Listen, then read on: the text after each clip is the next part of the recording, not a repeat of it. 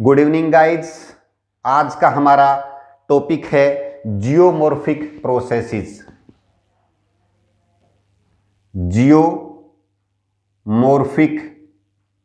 Processes, भू आकृतिक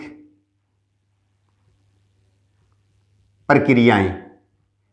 ये जो है हम एनसीईआरटी की बुक का जो हमारा है ये टॉपिक है।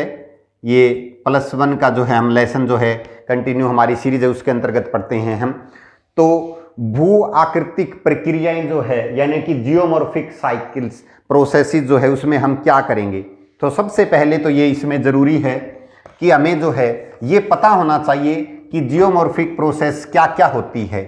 भू आकृति यानी कि अर्थ के ऊपर जो भी आकृति है, अर्थ पे ऊपर, चाहे ऊपर की बात चल रही, सिर्फ सरफेस की बात कर रहे हैं हम, क्योंकि हमने एक लेसन, दो प्रकार की प्रोसेस होती है, एंडोजेनेटिक और एक्सोजेनेटिक। एंडोजेनेटिक जो है वो आंतरिक जो है वो बल आते हैं इसके अंदर जो है, और जो एक्सोजेनेटिक है वो बाह्य जो बल है वो बात करते हैं हम इसमें। तो अर्थ सरफेस के ऊपर जो है वो बाह्य जात बल आते हैं। एंडोजेनेटिक में हमने इंटीरियर ऑफ द अर्थ और जो आंतरिक शक्तियों के जो बल है उसके बारे में पढ़ लिया था।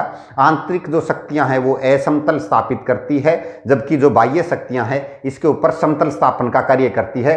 और जो प्रकृति है वो सदा से परिवर्तनशील है, क्योंकि अंतर्जात और बहिर्जात बल लगातार दोनों जो है वो समान रूप से ही कार्य कर रहे हैं। ये बता नहीं सकते कि कौन सी प्रक्रिया है वो ज़्यादा हावी है। तो हम करते हैं भू आकृतिक प्रक्रियाएं, जिसके अंदर हम एक्सोजेनेटिक प्रोसेस करेंगे, बाह्यजनिक, यानी कि अर्थ के ऊपर क्या क्या फीचर्स है। तो अर्थ के ऊपर हमें पता है कि माउंटेन्स है, प्लेटोज है,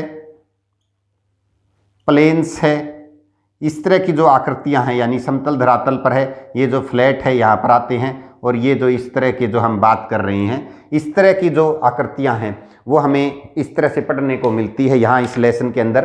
तो हम करते हैं, सबसे पहले इसके अंदर दो प्रोसेस आती है। सबसे पहले जो है बाह्य जात में वो है डेनुडेशन, जो है डेनुडेशन और डेपोजिशन हम पढ़ेंगे इसमें। डेनुडेशन और डेपोजिशन। डेनुडेशन जो है, डेनुडेशन के अंदर जो है वेदरिंग, इरोजन और ट्रांसपोर्ट आता है। वेदरिंग अपक्षय जो है वो 3 प्रकार का होता है, हम इसमें करेंगे।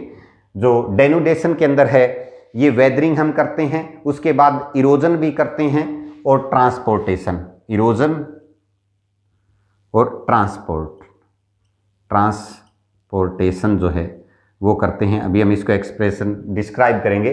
डेपोजिशन जो है इसके अंदर एजेट होते हैं। डेपोजिशन के अंदर जो है हम पढ़ते हैं कि क्या है, रिवर जो है, ग्लेशियर जो है, विंड है, अंडरग्राउंड जो वाटर है,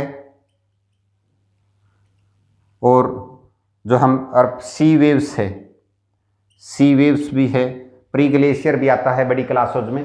तो ये डिपोजिशन करते हैं, किसी चीज का निक्षेप करते हैं। तो सबसे हम पहले पढ़ते हैं वेदरिंग जो क्या है। जो रॉक्स है, चट्टानों का जो है डिसइंटीग्रेशन और डेपोजिशन, यानी कि विघटन और वियोजन जो होता है, चट्टानों का जो है डिसइंटीग्रेशन और डीकंपोजिशन जो है चट्टानों का, यानी अपने ही स्थान पर अगर टूटना है, वो वेदरिंग कहलाता है। और वेदरिंग जो है वो 3 प्रकार का होता है, फिजिकल, केमिकल और बायोकेमिकल। बायोकेमिकल ये भौतिक अपक्षय है, ये रासायनिक अपक्षय है, और ये जैव वैज्ञानिक। फिजिकल के अंदर जो है वो हम ये पढ़ते हैं कि जो है पाला कैसे प्रभावित करता है, वर्षा कैसे प्रभावित करता है, क्रिस्टलाइजेशन जो है वो कैसे प्रभावित करता है। केमिकल के अंदर हम ऑक्सीडेशन, कार्बोनेशन जो है, नाइट्रोजेशन, जलयोजन जो है, यानी कि सॉल्यूशन जो है वो पढ़ेंगे। और बायोकेमिकल के अंदर जो हम जीव जंतु पेड़ पौधे और मनुष्य के बारे में पढ़ते हैं। जीव जंतु है, बिल बनाते हैं जिससे चट्टानें टूटती है।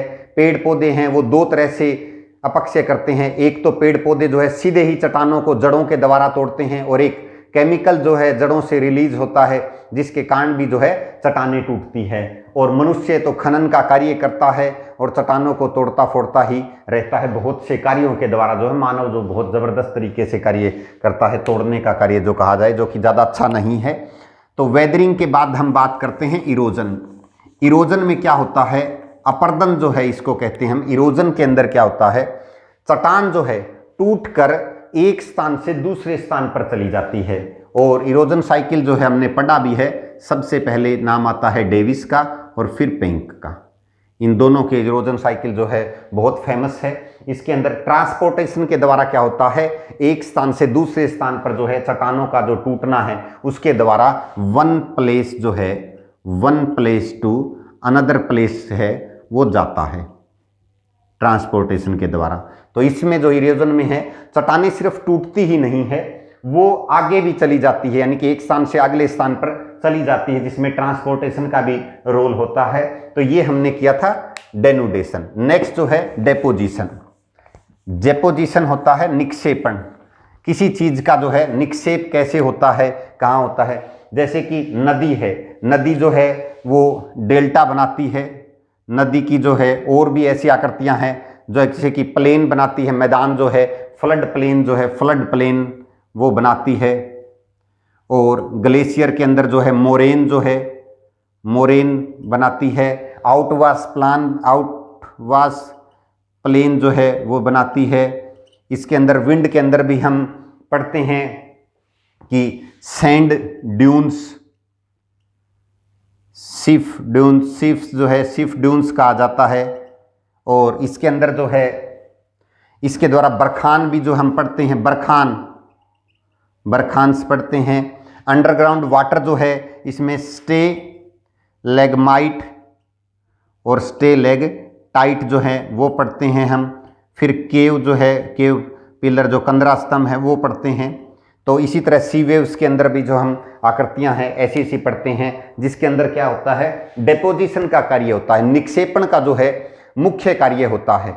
इसके बाद जो है हम इस लेसन के अंदर पढ़ते हैं कि नेक्स्ट जो है इसके अंदर बाह्य जो कारक है, हम ब्रीफ में ही पढ़ रहे हैं, क्योंकि देखिए इस बात को सिर्फ +1 के लेसन के हिसाब से ज़्यादा बड़ा नहीं करते हैं।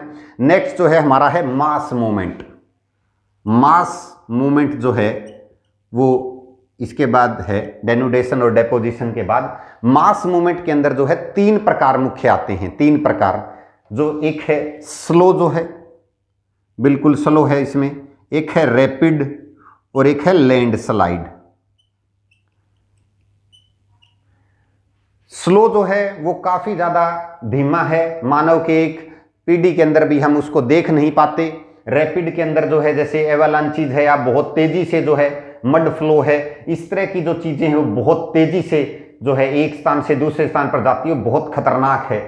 लैंडस्लाइड एक अलग से जो है, हालांकि ये नई बुक्स और कुछ बुकों में बातें कुछ बुकों के अंदर आपको सिर्फ 2 ही मिलेगा, लेकिन लैंडस्लाइड एक अलग से भी बताया गया है कि मास मूवमेंट का भाग ये। लैंडस्लाइड के अंदर जो है बहुत बड़े पैमाने पर जो है लैंडस्लाइड और रैपिड जो है वो मानव के अंदर जो है अपार जन धन की हानि करती हैं, बहुत से लोगों की मृत्यु हो जाती है। और पिछले कुछ समय पहले भी हमने हिमाचल प्रदेश और पर्वतीय प्रदेशों में अक्सर जो है, इंडिया में भी ऐसा होता रहता है और दूसरे देश भी जो पर्वतीय क्षेत्रों में है वहाँ भी होता है। तो इसके अलावा जो है हमारा जो नेक्स्ट है लेसन नंबर जियोमॉर्फिक जो प्रोसेसेस है, इसके अंदर मिट्टी के बारे में, मृदा के बारे में बताया कि सोइल है वो कैसे बनती है। सोइल के बारे में हमें ये बताना है कि इसको जो कौन कौन से सोइल जो है फॉर्मिंग फैक्टर्स की बात कर रहे हैं कि सोइल को बनाने वाले कौन कौन से फैक्टर है। सोइल जो है इसकी जो अपर लेयर है, सबसे पहले ये बात ध्यान देनी होगी कि जो अपर लेयर है वो एग्रीकल्चर के लिए सबसे बेस्ट वही होता है। इसको बनने के अंदर जो है सैकड़ों या हजारों वर्ष लग जाते हैं। ऊपरी जो परत है जो कि एग्रीकल्चर के लिए उपयोगी है और बनने में बहुत समय, जबकि इसका अपर्दन जो है भारत के अंदर भी और विश्व के अंदर जो अपर्दन है, सॉइल इरोजन सबसे बड़ा समस्या है। तो ये कैसे बनती है इस लेसन के अंदर हमें बताया गया है। सोइल के अंदर जो है फॉर्मिंग जो फैक्टर्स है, सबसे पहले होता है मूल पदार्थ जो है, इसके अंदर क्या क्या जो पदार्थ है वो किससे बनता है, ये मूल पदार्थ सबसे इंपॉर्टेंट होता है। उसके बाद होती है स्थलाकृति, कैसे स्थलाकृति इसको इफेक्ट करती है मृदा को बनने में, कि वहाँ की स्थलाकृति कैसी है, मृदा को बनाने में इसका योगदान है। उसके बाद जो है जलवायु, क्लाइमेट हमेशा से जो है एक महत्वपूर्ण योगदान देती है इसको बनाने में, मृदा को बनाने में भी जो जलवायु है उसका महत्वपूर्ण योग है। इसके बाद जो है जैविक क्रियाएं जो है, जैविक क्रियाएं जो है ये भी अपना योगदान देती है। और फिर एक फैक्टर है समय, कि टाइम के साथ है, मैंने बताया भी था आपको सैकड़ों हजारों वर्ष लग जाती है पर लेयर में बनने में। तो सोइल का जो है इरोजन और ये बाद के विषय है, इस लेसन में यही बताया गया है। एक बार फिर मैं रिवाइज करवा देता हूं कि इस लेसन के अंदर जो हमें है वो डेनुडेशन,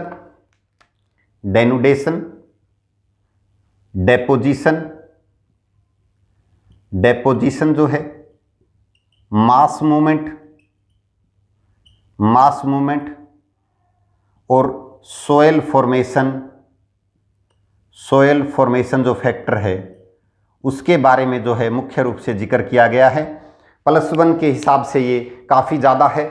इसके बारे में डिटेल में हम आने वाले लेसनों में और आगे जो क्लासेज है BA और MSc की वहाँ भी पढ़ेंगे, और मुख्य बातें इसकी हो गई है।